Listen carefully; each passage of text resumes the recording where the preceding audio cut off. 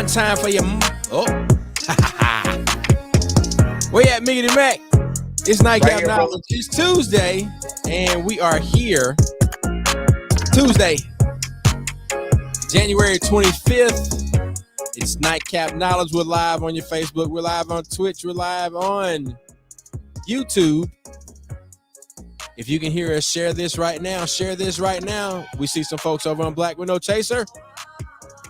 We see some people checking in on Twitch, YouTube. What's up? Thank y'all for joining in. Nightcap Knowledge. It's about that time. Get your nightcap, put the kids to bed. Mac, I see you, man. How you doing? Man, I'm good. What's going on?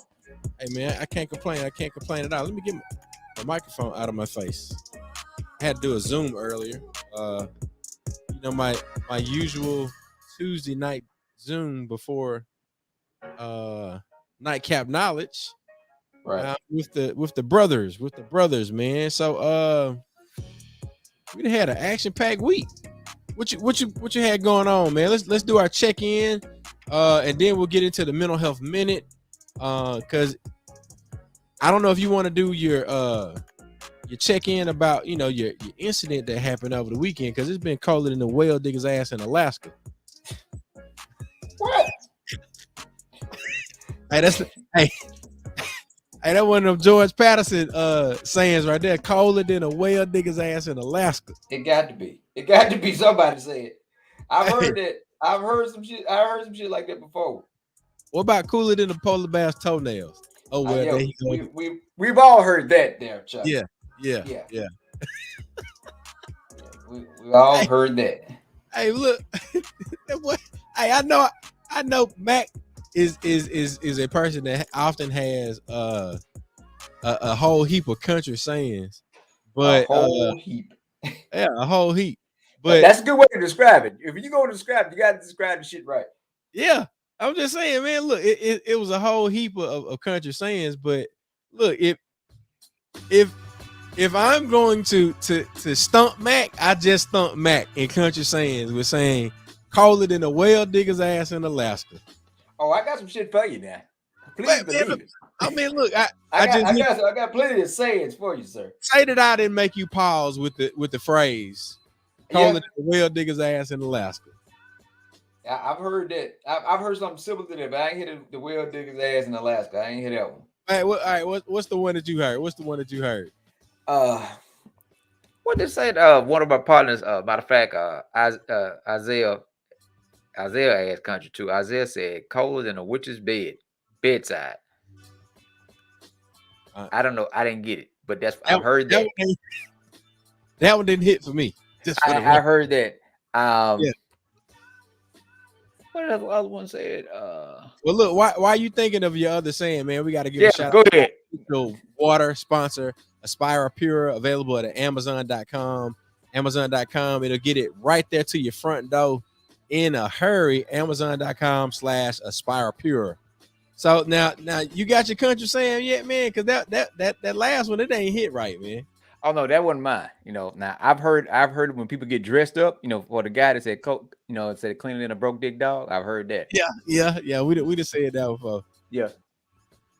What? Hold on. Anthony Davis say fucked up like a football bat. That's a good one. That's a good one. That's a good one. Hey, that would go for the record book right there, boy. Like a football bat. Hey, look, Anthony Davis going in the comments with the crazy as catfish pussy. God, dog. Now we said crazy as a road lizard, and a lizard ain't got no business. Ain't got no business being on the side of the road. God. All right. Let's back up. So we were trying to look something different. We all got our routine. So I wasn't quite prepared when we first started. So look, you want to tell them why I did that? You want to tell them why I did that? No, what we usually do. So we usually, when we started with the intro, that's the time you start to share. And so I didn't get a chance to start to share until because we started. We wanted to try to see, trying something different. Like I said, we're working on for those who've been supporting us and rocking with us for this is 73 episodes. We're just trying to rebrand and continue to keep the good content and give y'all good production. And one thing I gotta always give you is this show is rated Black and Uncensored. Real 100%. talk, real issues, real solutions. This is, a lot of the stuff might not be politically correct, but it's going to be the truth, and we're going to tell it like a TI is, because your ears are not ready to hear it. My mouth is ready to say it. So we're gonna go ahead and do what we got to do.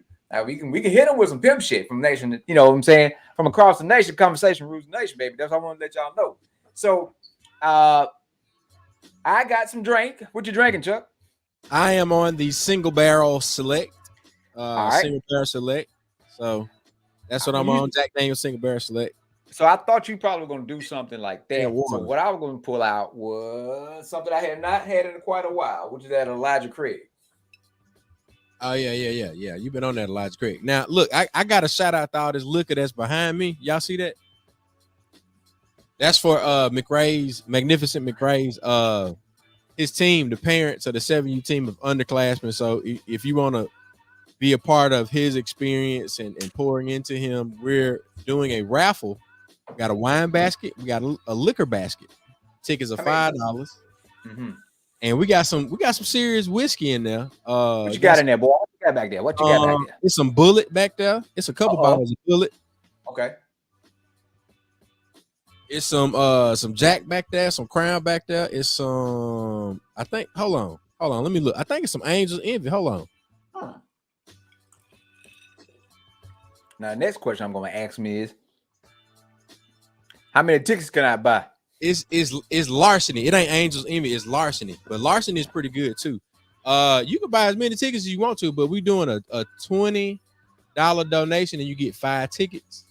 And then you can allocate them to, whichever, if you want to do like 2 on wine and 3 on the liquor basket. But it's, Cruzan rum. We got some Crown. We got some Jim Beam. It's a wide variety. So like, look, if you win the basket, either you're set for Mardi Gras or you just got a really well-stocked bar for the spring. So yeah. So that's that. I just wanted to throw that in there. But as you can see, Mac's bar is always well-stocked. I need a few items. So we need to talk about that. We need to talk about me getting a few tickets there, sir. Cheers. Yeah. Cheers there, sir. So yeah, man. Look, give me your community update, man. Give me a community update, because I need a drink before that. I know. I'm gonna go ahead and fade the intro music down. Yeah. So the mental health minute for yesterday was responsibility. There you go. And we have responsibility for ourselves, our family, and those in our community. We say that we are here to take care of each other. And we have a responsibility, especially for those who has less than us. Right. So a lot of time we forget that. A lot of times society, don't impress that up on us, but it's responsibility. When we see things wrong in our community, it's on us. Right. We have to do something about it. I see you, Kathy, and my cousin Kathy in the bottom of the thing. What's up, Kathy? She like to drink and eat. Hang out with me. Hey, so this past Friday, big shout out to Nashawn Lambright, One Voice, Mississippi. Seneca Tubwell, who does work with us and volunteer with us, he reached out to several hotels to find some hotels that had some vacancies so we could put up some of our unhoused brothers and sisters due to the weather. And he found 2 places. One was the Fairground Inn and the other one was the Regency Inn on High Street. So we out there, I leave my appointment, I get downtown, and we start to work the process of getting the rooms paid for. And I'm literally driving downtown Jackson, finding homeless people and say, hey, do you need a room for the night? Right. And we loading up stuff and turn around and driving back. So one of our guys who usually helps us out a lot in Pittman Park, Jermaine, went out there. So Jermaine, he usually there's a lot of people out there. He's out there by himself. I said, Jermaine, where is everybody? Everybody gone. You staying here? Or what you gonna do?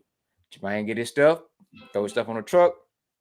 We take Jermaine, get him seated. We went to the wrong hotel. We went to the hotel that has not gave us a full printout. It was one of the hotels on the list, but it's not the hotel that gave us a full quote for 10 rooms for what was it, 4 days, and then another one 10, for a week, right? So the lady worked it out. Took a while. We got him in there. All right. Shum said, I'm going over to the Regency Hotel. The lady had already called us. We got a screenshot where Seneca spoke with Miss Jenny, told them that we needed 10 rooms. We were going to be putting people up for the night, some of the homeless population due to the code. And Shelby goes over there to pay for it. Okay. I go back to the bus station. All right. I'm making my rounds, taking one at a time. Right. And I'm in my pickup truck, right? So see this gentleman, he always at the bus station. His whole bench is full, so you can't even see him, like he's covered up so bad.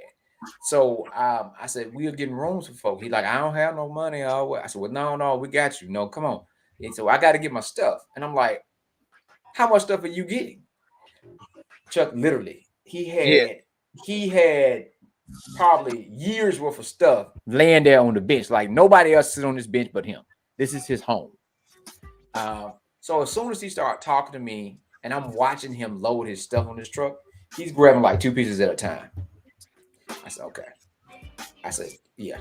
Something started to hit like, okay, it's something that's different about this gentleman, right? Versus just having a certain attachment to your stuff because that's all that you had. So he starts to pull a little bit more, and he put a lot of stuff. Like the bed of my truck is almost full, but it ain't even half of the stuff that he have on his bench.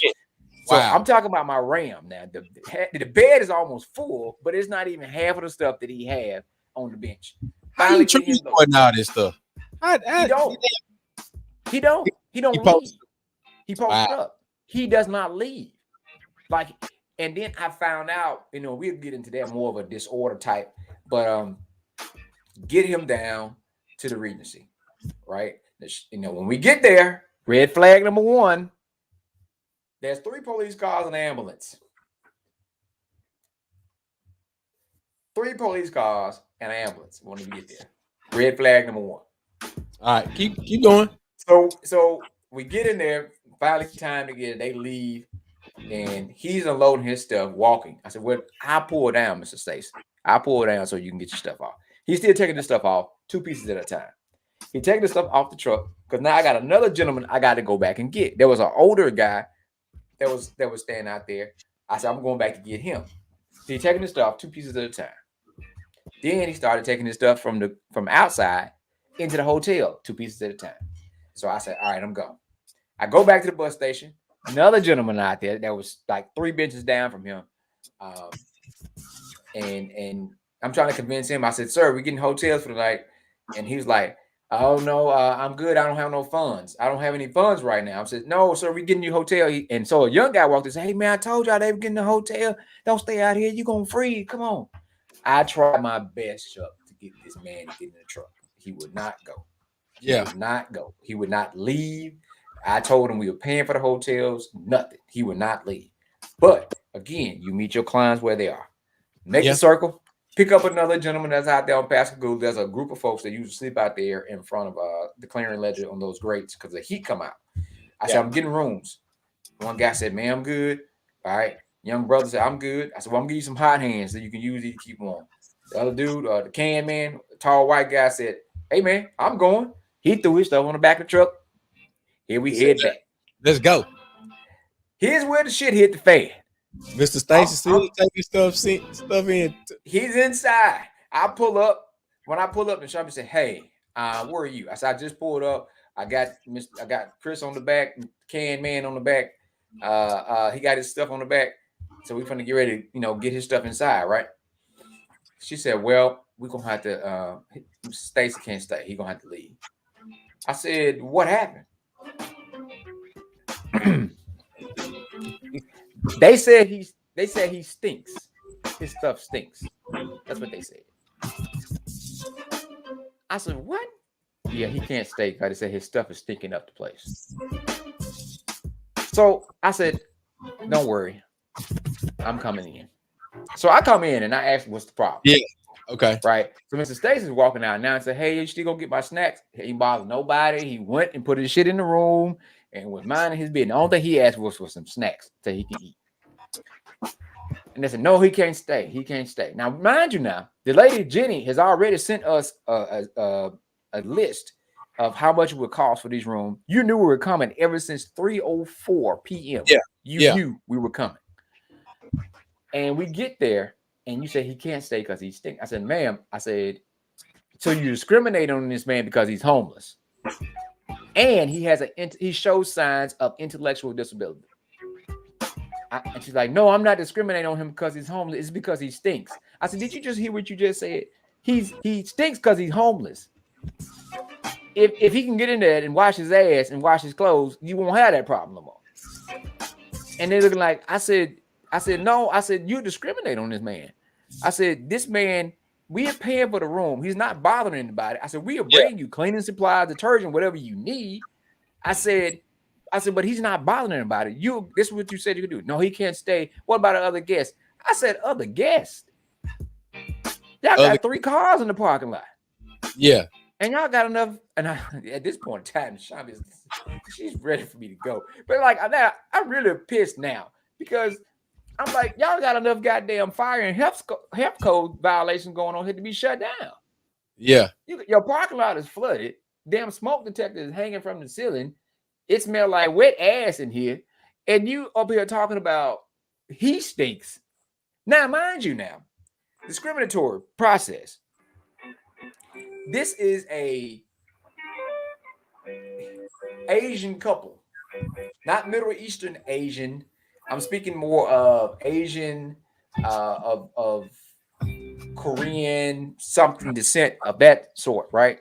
I'm not, when I'm saying not Middle East, I'm not speaking of someone that might be from Saudi Arabia or Bangladesh or anything like that, right? But I'm saying is like you're discriminating on this man because he stinks. Yeah. Because he's trying to get in the room and bathe.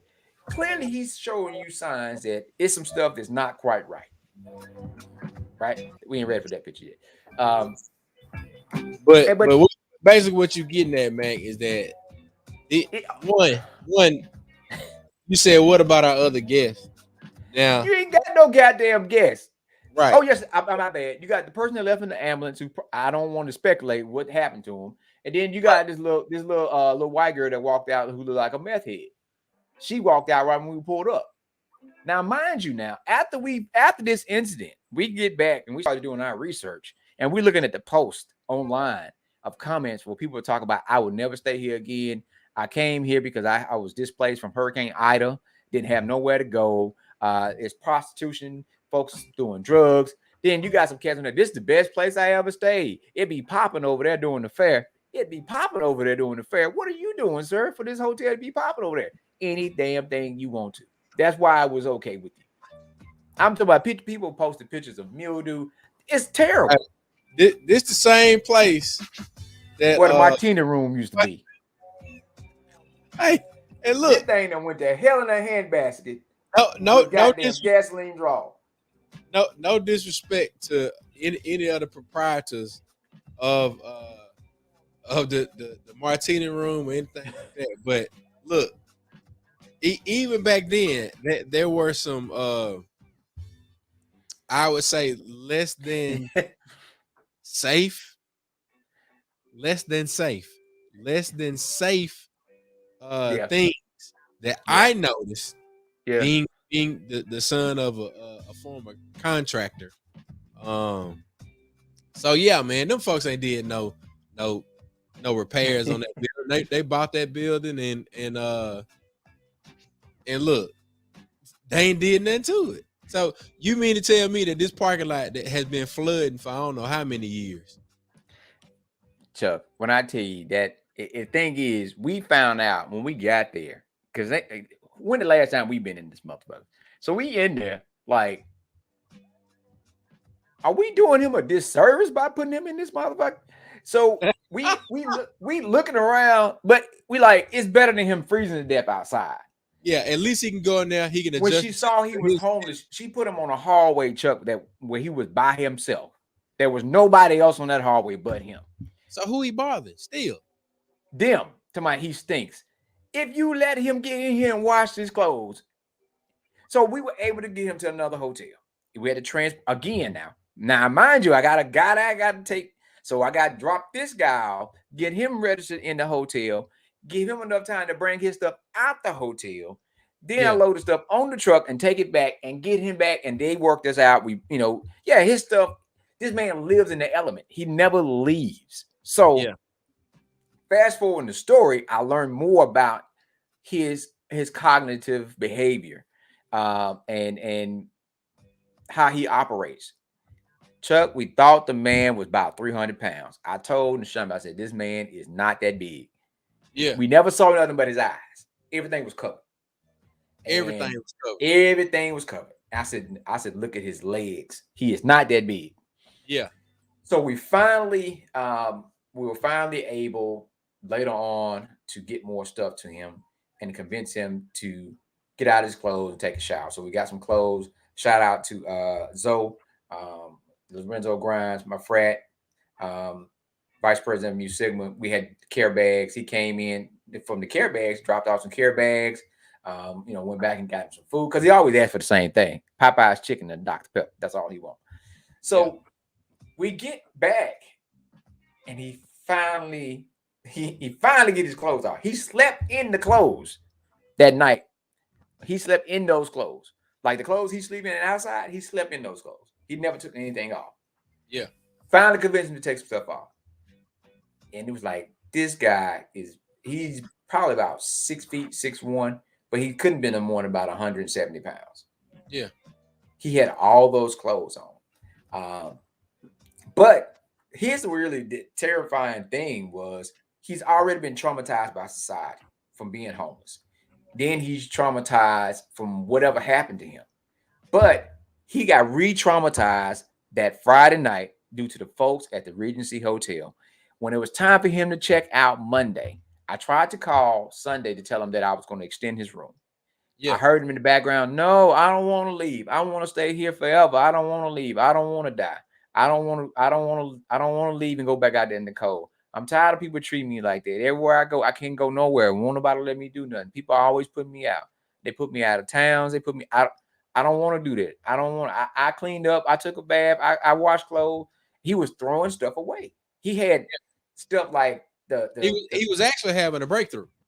He's right because nobody took the time to work with him. Right. He was throwing away old throws from a couch. Stuff that like old cushions of a couch. He had everything, anything he could find that he could make a wrap around his body to keep him from freezing. He had it. And when I finally went back over there Monday, he had took off some of the clothes, but he still had on like 3 coats. He had 2 scarves, 3 hats. Yeah. But now I can see his face. Yeah. So I'm talking to Mr. Stacy and getting information from him. But no, this is a guy whose birthday coming up. He just won't help. But he's one of the people we talk about that cannot live on his own. You have to tell him what you need him to do. Yeah. You have to give him instructions and work with him. They didn't even know he was in the hotel. The one that they didn't know he was there because all that he did was put his trash out. He didn't come out the room.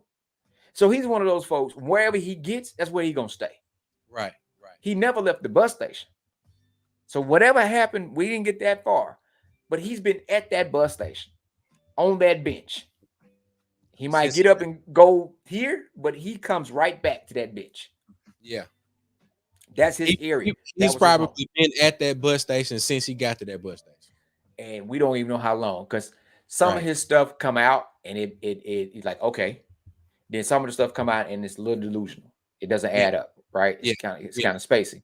So you're getting information from him so we can figure out how to provide him services. Clearly now, just from a face-to-face conversation without even a full biopsychosocial assessment, you can tell that this man suffered from some type of intellectual disability or complication, right? I don't know if he had a nervous break or what happened to him, but you can tell that something is different where he's not able, even by we talk about one of the signs is poor judgment in his clothing, how he dressed, right?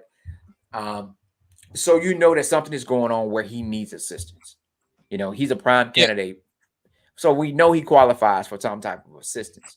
But so when this would have upsetted me when he walked out at the Regency, and he was like, and right there in front of him, we told him he had to leave, to see the distraught on his part of the face that we could see at that time. Right. And I told the lady, I said, ma'am, a man died Thursday in Natchez in the car. I said, do you want that on your conscience that somebody froze to death outside because you wouldn't let them stay in the hotel? At that word, when that lady said, no, he can't stay because he stink, I had a lot of charged words that my grandma probably would not have been happy for me to tell this young lady, old lady, because she wasn't young. She wouldn't have been happy with her. Now, my uncle would have been proud, but my grandma would not have been happy for me to tell her what she needed to hear at that moment in time, because what she's doing was really fucked up. But it goes back to when we talk about for Black people now. Now, mind you, Mr. Stacy is a Black man. He's 51 years old. Chris is probably in his late 40s, white guy. And the people that were owning the place are Asian. But when you don't own your own shit, this is what folks can do to you. And it goes back to the bigger picture of the city of Jackson and the folks in the area where we have a homeless population because people create the population, but we have nothing and nowhere to go and nowhere to take them and nowhere to take them when they need help. So I don't know what we can do by the next, but I wanted to make the Regency Hotel famous for what they've done to somebody by discriminating on them to the point they gave the money back. I ain't never known folks to get money back. They gave the money back because they wanted him to leave. And they were content with 3 cars in the parking lot. They were well content with that. But I was really, they didn't care if this man lived or died at all. They just didn't want him to stay there because at that moment in time, he stinked. Yeah. And they didn't even try to understand the situation. Nothing. They just didn't want him there. So I just know we got a lot of work to do. We talk a lot. We talk a lot about what's going on, but we definitely have a goddamn plan to back it up, and we do the work to try to change the dynamics of what's in our community and how our people are treated. And we know that one of those things is unity, creating resources, creating a plan, bringing in folks that know how to address the issues, but also ownership and having our own stuff. Where we got to stop asking and begging people for stuff. Because you got money. You got the money now, but you don't want my money. Yeah. So that's how that ended. But yeah, long story short, it goes back to how we always talking about working with a select group of folks to make sure that we can bring about a positive change. Well, whether we wanted to or not, we stuck with Mr. Stacy. And this is something we're going to have to see through to make sure that we can work to get him housed. I know a lot of time we end up feeding hundreds of people, but this is one I know that we are not going to be able to leave alone. Yeah, and it's due to his state of mind and how he's been traumatized that we got to figure out a way to get him into some stable housing, right? So anybody want to help with that? If we are glad for you to participate. If you want to take care of him a week at a hotel, or if you know where we can get him to stay. But we definitely need somebody in higher positions to help research to find him. Here's the other thing about homeless and how the system is set up.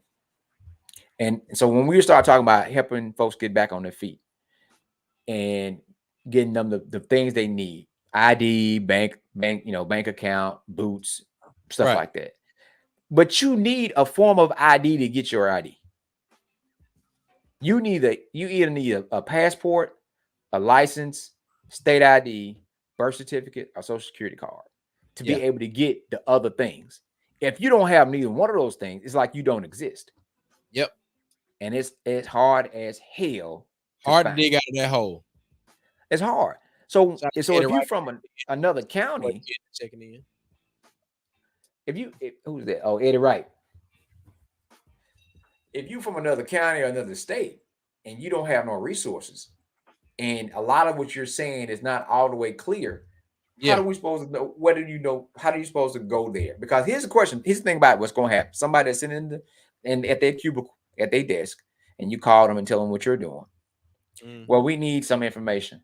Okay, well, we need a copy of his ID. He doesn't have ID. Well, we need he don't have that. Well, we can't do anything. But I'm like, so how do we supposed to get his stuff? If you are, the health department or where we calling to, depending on how old you are, to get a copy of your birth certificate, his picture not on his birth certificate. You gotta understand it. It's his birth certificate, so you wouldn't have an updated picture of him anyway. So what do you do? It's a real perplexing situation. But they can't. It was another guy, because we got a call from a volunteer. He was on County Line Road, had money, and couldn't get a room because he had no ID.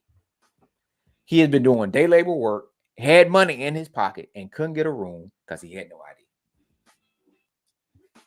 It's like stuck in the middle. Stuck. There's a lot of vacant buildings. A lot of it's a lot of that. There are a lot of people that would sit on that building and watch that some bitch disintegrate and go back to the dust before they sell it or give it to anybody. Because what they do, majority of the city of Jackson is not owned by Jackson, not owned by people in the state. They owned by other folks outside the state. Big commercial contractual companies. And what they do is they might use that as a depreciating asset in the city of Jackson and take that money and use that money for somewhere else in another area. So they're not concerned. They don't care. So they don't, and they have legal tied up. And I'm talking about for the city, had them tied up for years trying to get. We still got the damn Home Depot off of Roberts Road extension still sitting there. And they still asking for the same amount of money that they were asking for when it was open. Yep, you're right. You're right, man. So if you don't have the money, they ain't gonna change the price because you want them to change the price. Right. So the usual suspects, man. Like what are we doing? Like, man, what's the next step?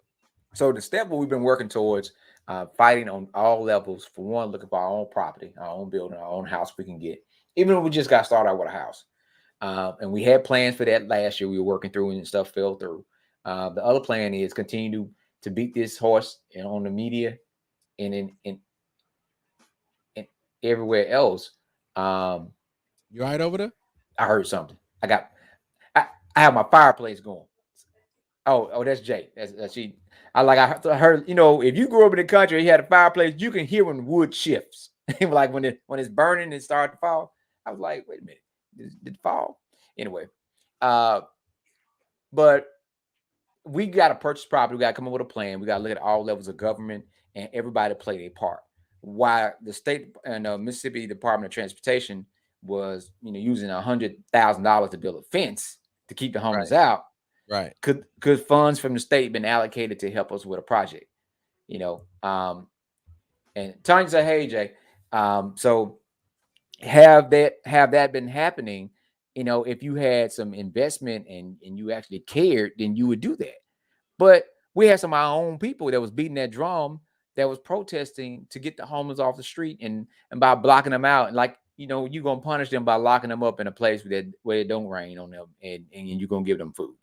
That you're not punishing them. But there are plans we have that we're going to put into writing, that we're going to put into place to help the brothers and sisters get back on their feet, starting with building in the areas where they are, starting with Pittman Park, where a lot of them congregate, and we're going to work on that area and build out and continue to bring more folks in to have more resources. Like, we're not going to stop with this. We're going to keep going. We got to dig in deep to help with our community, because we got folks. This is connected. These folks are people just like everybody else, and they will work if they could be able to have the things they need to be able to work with. So we're going to keep that going. That's pretty much it. Anybody want to participate? Anybody want to help? You can find us. Give me a call, inbox me, whatever you want to do. But we know for right now, we're going to be dealing with Mr. Stacy for quite a few days, maybe a couple of weeks, until we can figure out how we can get more information to get him ID, so we can be able to help get him some services and get him housed. He will be a prime candidate for a place like an assisted living facility, where he still will have his own area and where people will check on and make sure he have all his needs met, because he's not going to leave. He's not one of those folks that's going to be gone half a day, all night, and come back. Yeah. Wherever you can find him some residence, and he got access to food and TV, that's where you're gonna be at. Yeah. He ain't going nowhere. He's not leaving. But So that's that. That's for that. That's one of the projects we've been working on. We got a lot more detailed work we got to come up with to actually come up with a real sound plan to ask for some buildings because of the people that these buildings we know are owners, and we just need folks to put together a real strong game plan on how we're going to assist each other in taking care of our community, because nobody's going to stop the other folks from dropping people off at the bus station. Nobody's going to stop them from giving them tickets from wherever they are to come to the center of Jackson. But we need to come up with a plan on how we can take the folks that are here and turn it around and make them productive citizens of the city. And we had, all the stuff don't never go like you want to. We got some folks that are victim to their habit, their self-medication. And a lot of their self-medication ain't where it need to be. So we know we got to meet people where they are. And some of the folks, that's why I say, is having a idea where we work in the park, because some of them not ready to leave the park yet. Some of them not ready to come inside because which is why we continue to do programming there. Continue to do programming there to bring things there for them because they're not quite ready. But you got to continue to work with them to help them, like we did with Mr. Stacy, where he gradually starting to, come back to society and do things a little different, because you're not used to showering every day, washing your clothes, and have somewhere to put your stuff. So now you got to start to get back used to that, because you got to either leave your stuff and take a chance at it being gone, or take everything with you. Yeah. And it's a real, when into my doggy dog world, we had another guy, Mr. Charles, who was helping us when we did the event. I gave Mr. Charles a sleeping bag. Mr. Charles stays there in Pittman Park, put all his stuff up in his little corner. By the time Mr. Charles brought his ass back up there to check on his stuff again, that sleeping bag was gone. Damn. Let's go. So, but enough of that. We got other stuff we dealing with, man. I know we got two other situations as a part of the show. Right now, we are at 9:37. This other situation would take a little time. And we're gonna end on a high note. We're talking about Chuck's award. So we're gonna need some to bring us up out of this after this next one. So the update for my cousin, Miss Jacqueline Epps, they are still working. Now the family is working on memorial service, still investigating. More information is coming up. A lot of good information that would have done a whole hell of a lot of good before they found out that they found her. And this is information that it was just it wasn't nothing that we didn't know. They just didn't come forward. So now people are coming forward. This is a picture of my cousin Jacqueline and Missy. Missy, real name's Jocelyn Missy Epps. Like I said, she's a former Golden Girl, Alcorn alumni. This is a picture of her and her mom together. As you can see, the mask, that its picture is somewhere between March of 2020 and the end of December. So it looked like it's pretty warm. So it's probably sometime during the fall or summer. But in Mississippi, we don't know what time it was. In Mississippi, it could have been yesterday. You never know. But it's a lot, man. It's a lot to take in. And so she shared this picture with me to share with folks, and you could see her and the energy in this picture where they enjoying each other. So this is probably like one of the last pictures they probably took together. And then so we are trying to assist her as much as possible. This is a very devastating situation. It's one thing to lose a parent. It's another thing to lose a parent the way she lost her parent. It's not just like she died from natural causes. It's not like she, died in a car accident, or even when someone took her life. We don't know how it happened. She went missing. Still don't know. And and then she was found in the same spot, not far from where her car was, that people did not check, or did they? So a lot of people, more information is coming forward, information that would really been really useful if they had known this prior to. So there are folks working. It's a, and there's people in their feelings. I've seen people start to follow the page, and the streets talk about what folks are saying. Who gives a shit? All we talk about is facts. It's not about personal opinions. This is about the reality of what's happening. The sad thing about it is everybody in this situation know each other and didn't start knowing each other last year. So, but this is real shit. This lady died. And rather however people want to spend it, due diligence was not done. And if so, even if they couldn't have stopped her from transition, they would have found her a lot sooner. But a lot red flags, facts that we do know. She hit a tree. There was damage done to the back of her car. Right. Typically, you don't back into a tree. No, front of her car. She went to the gas station for help, asked for some help. She talked to a gentleman outside of the gas station, and that was it. Monday morning, she had this accident Sunday. Monday morning, from what I was told, state trooper found her car, called a wrecker to tow her car. By the time they towed her car, they were filing a missing persons report, civil alert that she was missing. Now, what are some of the things that you knew that this person had to been coming back? Her license was in her car. She had a bag of clothes and groceries in her trunk. She headed home. First of all, her car was towed from the scene of an accident. She hit a tree. That's the scene of an accident. It wasn't like there was investigation done trying to find out who she was, called in, asked the local people, and then the dots weren't even connected until folks found out through word of mouth who had the car and where it was, and they went to go look at the car. Yeah. So that's what happened. And that's a speculation about that, how that works too, that they are calling people, that they tow cars quick because you got to pay to get them back.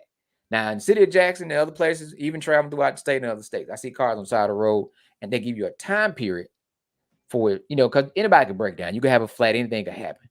Yeah. And if it's in the middle of the night, you trying to get home or get to where you need to be and come back and get your vehicle. So they put stickers on your car to warn you how long you got before they come and get it, especially if your car is pulled all the way off the side of the road. I haven't seen a tree in the middle of a highway yet. So they let you know that she was off the highway. Right. What was the urgency to tow her car? Because if you see groceries in the back, you know that they ain't been there for a week. If they've been there for a week, then there's an issue. So the dots weren't connected with that situation. And then the whole search and where her car was is in the same proximity where she was found.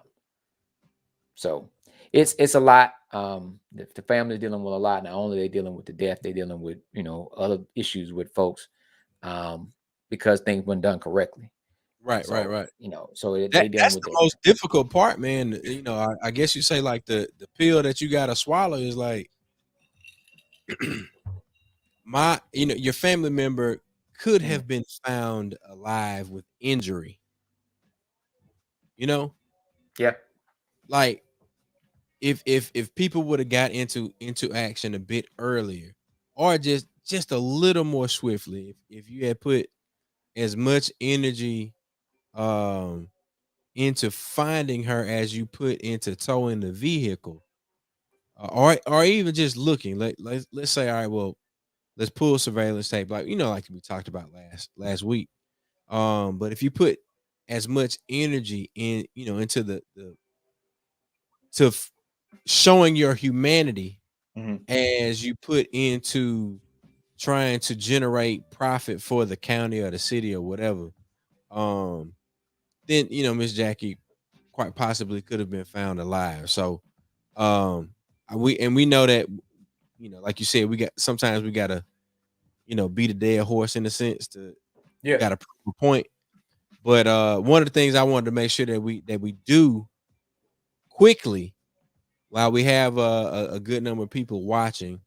Mac, confirm with me. Is it the same Cash App that we showed last week? It's the one in the email. That's the new one. That's Mrs. Cash App. New So one in the email. All right, hold on. So the Cash App we sent last week was to the sister, one of the family members they're constantly using.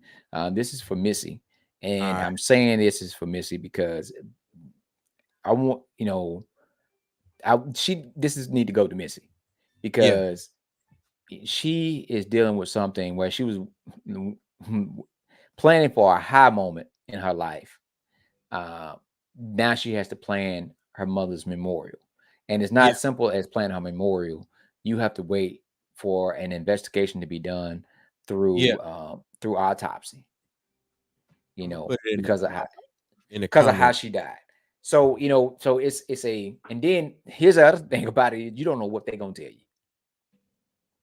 So you don't know what they're gonna tell you, and that either way, it's going to be devastating news. If they tell you that, hey, when they found her, she had only been dead for 2 days. If they say that, hey, when we found her, she had been dead for 2 weeks. Either way, it's going to be devastating news. It's going to be something that's going to be upsetting. So just want to help the sister out, and just get the information out and try to give her, we say, the love offerings, because nobody know how they will respond or react in a situation like that. We've had some close calls with some things happening. I know some of us react differently, but I just know that it's time for folks to take a step back. Everybody in this position, everybody from the cashier, from all the law enforcement involved, everybody, media, if it was your mama, regardless, how would you feel? If it was you, if it was your mama, how would you feel? Would you say they should understand, or they should be okay? Or how would you feel? Would you not be upset knowing that and knowing that things were not done to the maximum to find this lady or make sure she was taken care of? Because if it was your mama, you gonna want them to turn over every rock. Yes, sir. Look, I'll say this, and I want us to. I don't want to go over our time tonight, but Mac, you know the type of work that I do outside of, or in addition to, the fun stuff that we do. So ladies and gentlemen, and we appreciate y'all for being here with us through some of these conversations are quite difficult. So our folks that are checking in on Twitch and the Nightcappers on Nightcap Knowledge and our Black with No Chaser family, thank y'all for tuning in every week, being here with us. Our friends that support us, we appreciate you. But me seeing the types of situations that I see from my perspective as a media professional that produces now Zoom funerals for the past 2 years. I have a respect for time. And it's part of the reason why I moved the way that I move, but at some point you have to understand that there are people out here that did not get to spend the amount of time that some people have been afforded with certain family members. And what I mean by that is there are people, and I'm not talking about me, but there are people like me. There are 3 young children that today memorialized their father, who was not even 40. There's a wife that memorialized her husband that they had been together for quite a while, but she now has a husband who is not on the same plane with her. He's a part of a different dimension. And that's a difficult thing. Like you plan to spend your life with a person, and now you're you're spending your life trying to honor their memory. So Mm-hmm. all I'm saying is that, man, look, whatever you can muster, but then also in addition to some type of financial love offering, uh you got a mama, you got a daddy, a grandmama, a grandfather, then your ass need to call them and love on them. I know most grandparents and parents probably sleep, but if yours up, call them right now. When we get off here at 10 o'clock, call them, do something, and then think about very small children that have uh the rest of their life to live in the absence of their parent. And I appreciate the opportunity, and I walk into every one of these services with um a heart of thanksgiving, because I'm a person that has the opportunity to provide and sustain my family with the talents that I've been blessed with. Yeah. And with me providing this type of service, not only do I keep me and my family safe in a sense, I also am keeping other folks safe because they can join and memorialize their loved one from their car, from their desk at work, from they the couch or whatever. And we put 50 people in the church. We space them out. Everybody got on a mask. Um, and everybody else that couldn't make it or should make it. Look, I hate to say it, but sometimes you got to realize how good that you got it, Mm-hmm. because it's people dying every day, and your ass might get out of here soon. And I see folk dropping off because maybe I'm being too morbid, and I'm gonna go ahead and get off the horse for now. But Mm-hmm. think about the time that you have to spend, and spend it wisely, because time is the one resource that we can't get back. And I'll end on that. Hey, I would say touche, brother. Ashe, what you're saying is real. I understand it's real talk, real issues, because it's somebody out here that's hanging on that still need to hear that, right? So, the person that need to hear it, and we always say if you can reach one, there's people that are dealing with stuff. We started the mental health minute because there were people that were dealing with things um, during COVID, prior to COVID. And Yeah, I was watching people that I was friends with that was posting things on Facebook because they socially and they was battling with so many things because they didn't know what was happening. Folks were getting sick, they didn't know about work. People were dealing with mental stress, they were losing loved ones. And I started the mental health minute to create insight, to give some type of something to help people. And I have people that will say, I needed that helped me. That was that I yeah, needed that information. I needed that whatever. And it started to be useful because you don't know who's out there. And it'd be the random person that would say, I man, that helped me get through. yeah. And you never know. But understanding this, do what you can while you here. And we spoke about this before. That born date, that end date. The most important part is that little dot. That dash. So we need to do what we need to do. And that's why I say mental health minute was the responsibility. The responsibility that we take for our people, ourselves, our community, and we fight it. Because as we celebrate Dr. Martin Luther King Day, and everybody loved that I have a dream speech. And unless you know me, you might say, "Oh, you don't know, you don't understand." I told him, I said, "I'm one of those people, I never want to hear that speech again. I never want to hear it again because of how we take it, and we are in love with the dream and not with the work to do to create the reality. We keep talking about a And dream, action. but you don't talk about he said that a man is not Man is not fit to live if he's not ready to die. now if he doesn't have a cause that he would die for, Yeah, he is not fit to live. So we got to think about that.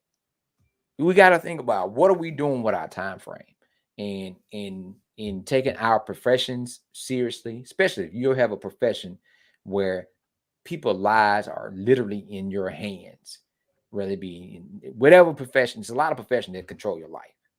Yeah. A lot of, it's just a decision you make, you done destroy somebody's life. But because you say, I'm mad today, I don't care, man, forget them. Yeah. And you done that, and you destroyed somebody's livelihood for making money because of I'm gonna show them who in charge, and you make a decision and you destroy somebody's life. Yeah. You are not using your time wisely. You damn sure are not using their time wisely, but you are destroying somebody else's life that's connected to them that you don't even see, whether it be their significant other, their child, their mother. You're destroying somebody's life because of what you're doing or lack of what you're doing with your life. If you don't understand it, everybody this weekend homework, go watch Crash. Crash is a movie with Ludacris and the never aging Lorenz Tate, because he's still 12. That show you how we're connected. The brother's 12. I'm telling you, I don't know, he don't age. I don't know what he found, but he been just like LL Cool J. LL Cool J been 32 for like last 20 years, so he hadn't changed. But go back and watch this movie to show you how we're connected. Yeah. And when society try to tell us that we're not, we are definitely connected to each other. So on a high note, separated. On that high note, in 1999, who entered the gates of Tougaloo College, we had a young man who drove a little black truck who didn't give up, and his name was Chuck. Still driving a black truck, and I don't give no fucks. And his name is still Chuck. And he went from so many names to end up being DJ George Chuck, who has been DJing from every small event from the backyard or at Biscuit Old House. Oh wow! to Woodward Lane, to setting up and running sound. I remember when y'all was doing the thing. For what was it? Common was over there at Jackson State, and then it was what was the group on Fair Street? The iconic group y'all was doing something with on Jubilee Jam off Fair Street. Festival. Oh yeah, that was the Barcades. I introduced Barcades. Yeah. So Chuck, tell about the good news and the recognition of your work and work ethics and your labor that just happened last week. Well, so I guess that was last week. That last week, I was I'll start the story off like this. So, quite often, my DJ homies, we have a text group, and it's only DJs in there. And one of our DJ brothers, Cujo, he was like, he said, I got a 3-peat. I'm like, what you talking about? And he was like, I got the Couples Choice Award 3 years in a row. Now, here's the thing. This is his 3rd year. Mm-hmm. So Cujo stepped out on faith quite a while ago, right? Now, think about this. You got a 3-peat Couples Choice Award 3 years in a row. 2 of these years is COVID. Right. All right. So you did enough events during COVID to receive a Couples Choice Award. And I was like, you know what? Let me, because I've been working on rebuilding my DJ business for quite a while now. And I would say that the energy that I've put into it has definitely been recognized, but it has been very rewarding. And I got the WeddingWire Couples Choice Awards. That means like, perfect 5-star ratings, 5-star customer service. So I mean, you can see it on the screen right there. DJ George Chuck is recognized for demonstrating excellence in quality, service, and professionalism within the wedding industry. So that's the work that I put in over 2021, and I was legitimately excited about it. I was proud of myself, and it was truly motivating to be like, all right, shit, that's what we did in 21. I don't have no button over here. I'm trying to do like Turk said. I'm trying to make the clap when you were talking, but I don't have no button. So I'm trying to push the button so they can give you a little applause when you speak. They give me some applause. Hold on. Now I don't have my button ain't working on this side. I don't have the button that you have. Oh, you want the groove? G. There it is.